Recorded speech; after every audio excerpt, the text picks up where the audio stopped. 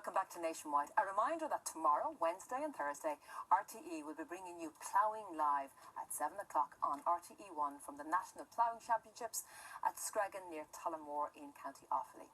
But meanwhile, back to our programme. Isn't there something soothing and nostalgic about lavender? It conjures up images of times past, and while it's grown in gardens up and down the country, you don't often see it grown commercially in Ireland. We've been visiting a County Wexford Lavender Farm during the recent harvest.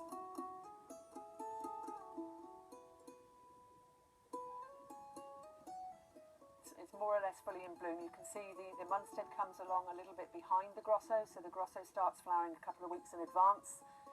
Running an organic lavender farm has been a steep learning curve for Maura Hart.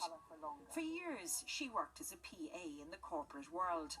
But 9 years ago, she moved her family from Bournemouth in the UK to Wexford. And in 2014, she opened her lavender farm. I love lavender. I love purple. You might get the impression from everything here, purple everywhere. I've always loved purple.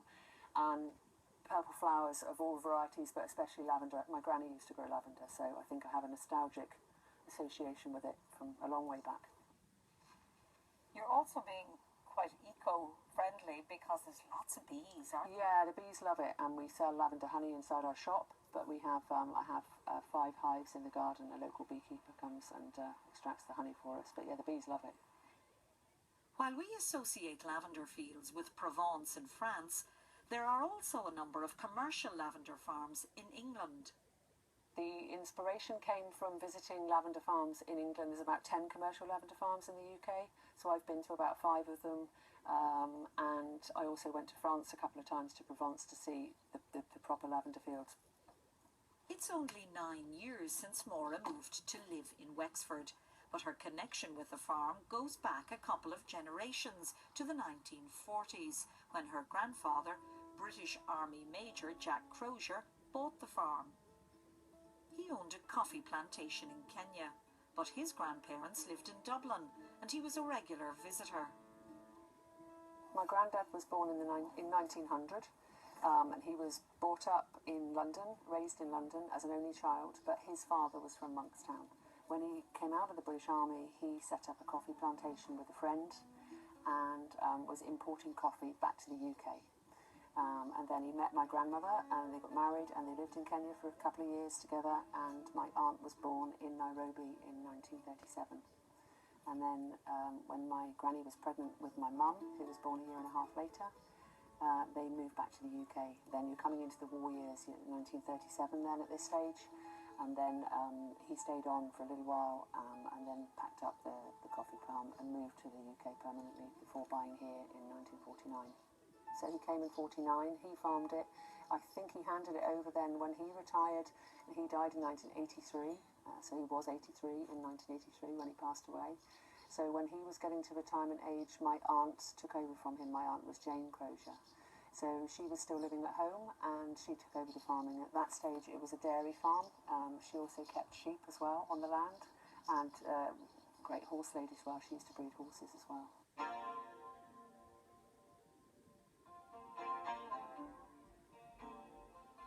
When Maura settled in Ireland 9 years ago, it was a dream come true.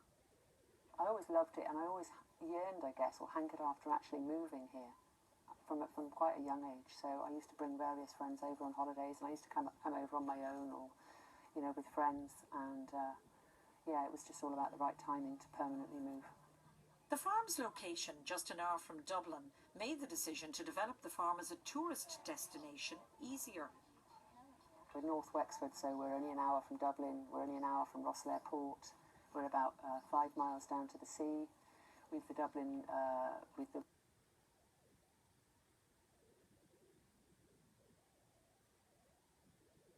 Wicklow Mountains close by, so yeah, it is a lovely location.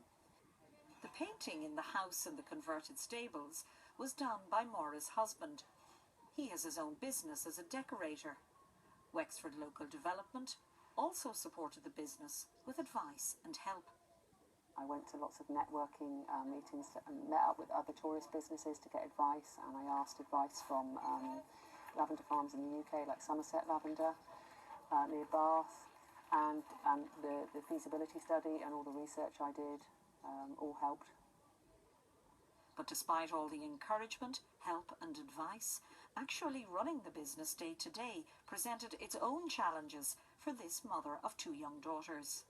I worked in the hospitality trade for a while, but not on a hands-on basis like this, and I've never actually run my own business before. So I'm an optimist by nature, but yeah, it was. Year 1 was a steep learning curve, learning about the ordering, the rostering, the food, the staff, the stock in the shop, everything. It was all new to me, so it was a steep learning curve for me, and I think most of the girls inside and my family as well, getting used to me never being there. A perfume that she wore was from some little store on the downside of town. The lavender flowers from July to September, and Moira and her staff harvest it by hand. Now, do people come in and actually cut it? Are they allowed to do that? No, they're not. No, we're not a cut your own. So we have the fresh flowers inside for people to buy by the bunch. So when we do a distillery tour, they come out to the field and learn about the lavender and all its different properties and the different varieties. And they'll see us cutting the lavender and taking it inside to use in our still to produce the essential oil. But yeah, no, we leave the cutting to ourselves. Maura loves educating people about lavender and its multitude of uses, including making lavender-scented candles. Lavender's been going, it goes back such a long way, right back to the Roman times, and I think it's had a bit of a resurgence, and people are interested, yeah. They say it is calming products. Yeah, not for anybody that works inside the cafe. Don't ask any of my staff whether it calms them on a busy day. But yeah, people put it on a handkerchief and put it underneath their pillow and use drops in the bath, and yeah, relaxing and calming and reminds you of summer. Early on in her research, Maura realised 2 acres of lavender was not enough to sustain the business. But her decision to develop other amenities, including the cafe, the playground, the woodland walks and the gift shop, have paid dividends. It's our first visit to the Lavender Farm today, and it's just beautiful. We've chosen a gorgeous day. All the cuties are so happy. We've been on the bull ride. They've been in the playground. We're about to go and eat some delicious food. The sun is shining. Life is good. Hopefully tonight will be a good night of sleep, Liam, won't it? Yeah, but it's a lovely place. I mean, Wexford is a fabulous place anyway to visit, isn't it? It's gorgeous. Well, we're from Manhattan. All the kids were born there, and we live in an apartment. So every summer we come over and we come down to Wicklow and Wexford for a month, and we try and find places like this to come and hang out and play with cousins and enjoy the fresh air and enjoy the beautiful scenery and the gorgeous food, and don't we love it, Vivian? We do. So it's just a great place for the kids to run around. Very different. No apartment buildings around here. No Central Park. But it's absolutely beautiful. The beaches are amazing. But this is gorgeous now. We'll definitely be back to the Lavender Farm.